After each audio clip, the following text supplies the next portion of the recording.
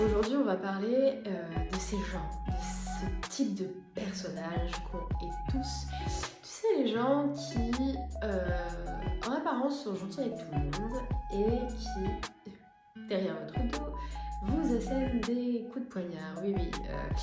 C'est ce genre de personnes ultra fausses qui te descendent littéralement quand t'es pas là. C'est parti. On en a tous dans nos vies, qu'elles s'appellent Nathalie, Brigitte ou Françoise. Généralement, tout le monde connaît une personne comme ça. Tu sais, ce genre de personnage qui très clairement, peu importe ce que tu fais, ce que tu dis, te descendra. Genre, un jour tu dis j'aime le pain, elle te critique, le lendemain tu dis j'aime pas le pain, elle te critique. Et avec ces gens-là, ce qui est génial, c'est que tu sais qu'en fait, peu importe ce que tu vas dire, faire ou penser, ça n'ira jamais. Pourquoi ? Ce sont des gens qui sont totalement insatisfaits d'eux-mêmes et qui prennent, entre guillemets, leurs incompétences et incohérences qu'ils n'ont eux-mêmes pas acceptées chez eux et qui les transposent, les transfèrent chez d'autres personnes. Oui, oui, ça existe, oui. On adore quand les gens font ça. Pourquoi ? Parce qu'en fait, ça les rassure de défoncer quelqu'un. C'est horrible, je ne vous le conseille pas, c'est pas bien de faire ça, faut pas faire ça.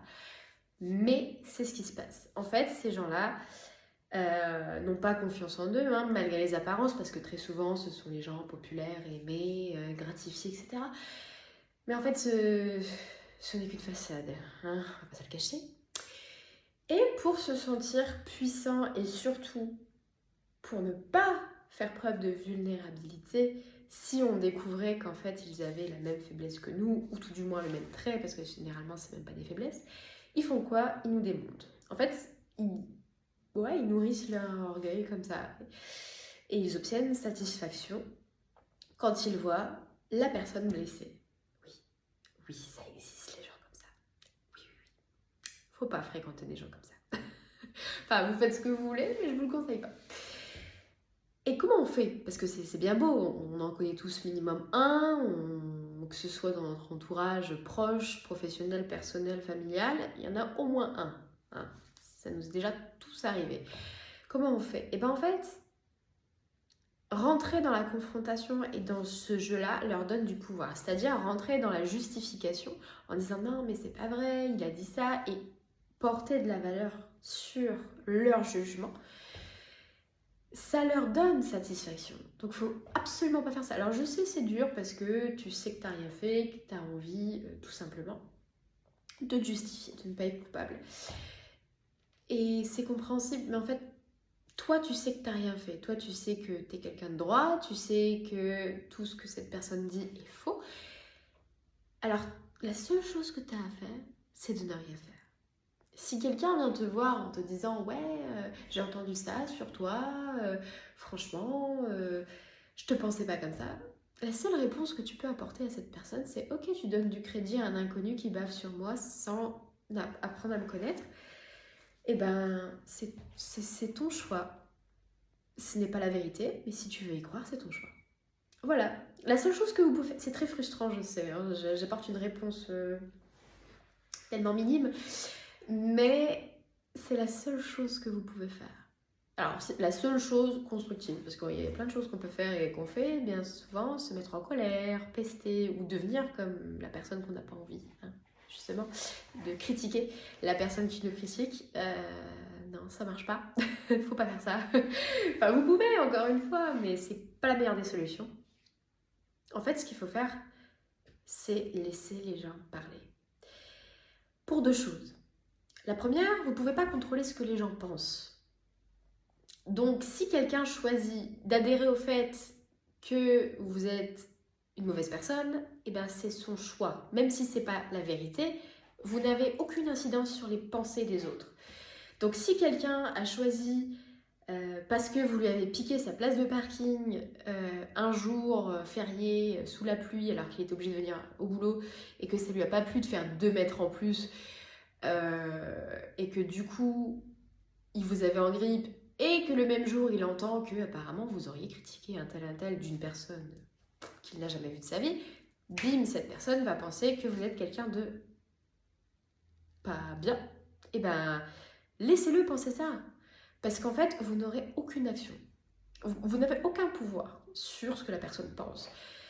C'est pour ça que ça sert à rien de rentrer dans le jeu des excuses ou de la, comment dire, de la justification. Parce qu'en fait, vous pourrez vous justifier, lui prouver par A plus B que, je sais pas, vous donnez à des œuvres caritatives, que vous êtes la personne la plus bienveillante du monde, etc.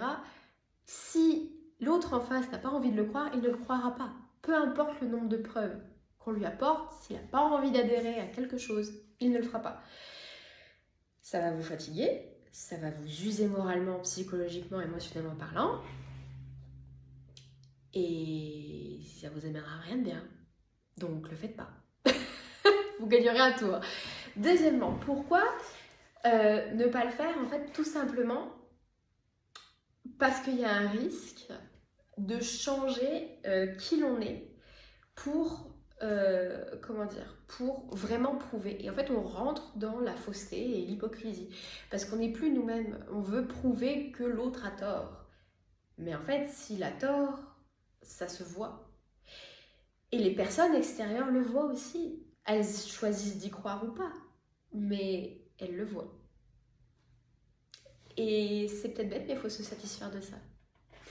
Ça paraît un peu complexe, je sais. Mais c'est la vérité. Ensuite, qu'est-ce qu'on peut faire d'autre? Eh bien, avoir de l'empathie pour cette personne. Oui, vous avez... Mais pourquoi, me direz-vous? Pourquoi avoir de l'empathie pour cette personne? Parce qu'en fait, il faut savoir que, comme je vous l'ai dit au début, c'est une personne qui a sûrement un déficit de confiance en elle. Ce qui fait que, en fait, il faut avoir de l'empathie pour se dire que cette personne, même si en fait c'est vous qu'elle agresse, c'est vous qu'elle saoule, c'est pour rester poli,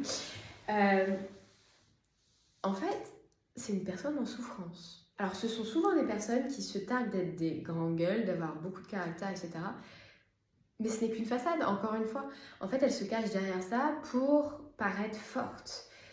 Mais la vraie force, c'est de mettre au jour sa vulnérabilité et de savoir que quoi que les personnes qui nous entourent en font, on sera au-dessus.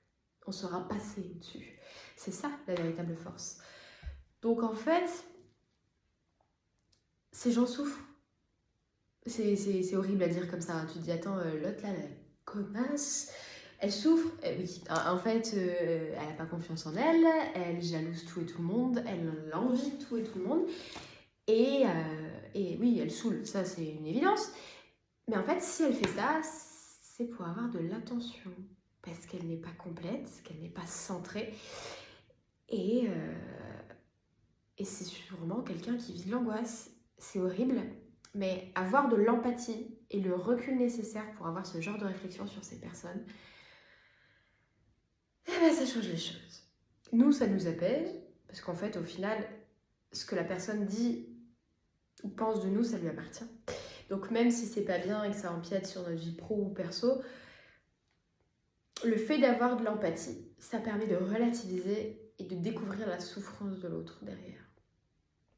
C'est peut-être extrême, hein, dit comme ça, et je conçois que tout le monde ne l'entende pas, parce que la seule chose qu'on a envie de faire, hein, soyons honnêtes, hein, c'est de l'encastrer. Hein, très clairement, on a envie de l'insulter, de l'envoyer chier, de l'encastrer. Bah oui, mais non.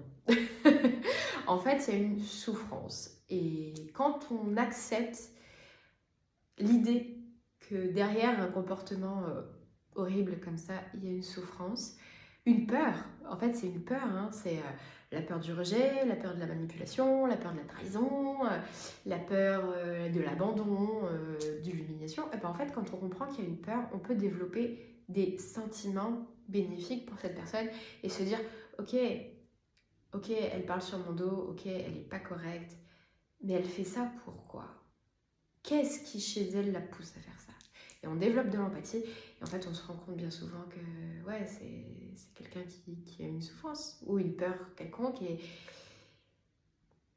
est-ce qu'on peut vraiment lui en vouloir d'avoir peur ou de souffrir? Je pense pas. Donc nous, ça nous aide à prendre une distance. Et une fois que cette distance-là est prise, on a gagné. On a gagné. La personne ne nous atteint plus. Et voilà.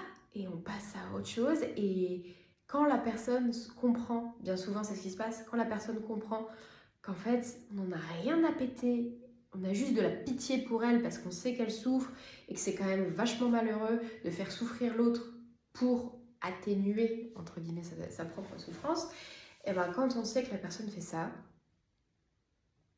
on est gagnant. On est gagnant. Parce que bien souvent, ils arrêtent. Parce qu'ils savent qu'on ne souffre plus. Donc ils vont aller chercher ailleurs, malheureusement pour d'autres personnes, cette satisfaction qu'on ne leur donne plus, tout simplement. Donc voilà, c'est peut-être un peu paradoxal, un peu étrange. Je sais que c'est le type de personnage qu'on a tous connu dans notre vie, ou qu'on connaîtra, pour les plus chanceux d'entre nous, c'est pas encore fait. Mais voilà, là c'est pas à vous de vous remettre en question, c'est à l'autre. Voilà, salut!